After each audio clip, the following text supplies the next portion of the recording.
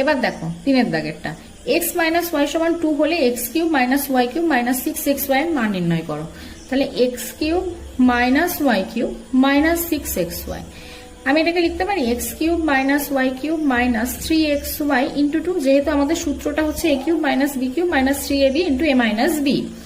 তারপর দেখো x cube minus y cube minus 3xy, এবার 2 এর মান কত, এক্স মাইনাস ওয়াই, তাহলে 2 এর বদলে আমি এক্স মাইনাস ওয়াই লিখে দিলাম। তাহলে পুরো সূত্রটা কিসে পড়লো, এক্স মাইনাস ওয়াই এর হোল কিউব।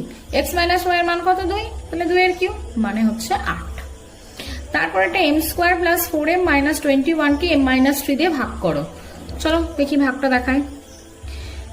m মাইনাস 3 একে ভাগ করছি, m square plus 4m minus 21, m দিয়ে যাচ্ছে এম স্কোয়ার মাইনাস 3m, চিহ্ন পরিবর্তন হচ্ছে, মাইনাস কেটে গেল, মাইনাসটা হয়ে যাবে প্লাস, 4 আর 3 7 মাইনাস 21 নামলো।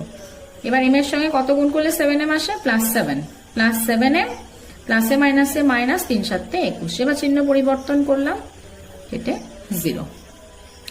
তারপর একটা উৎপাদকে বিশ্লেষণ করো, কত 25x square minus 1/9 y square z square.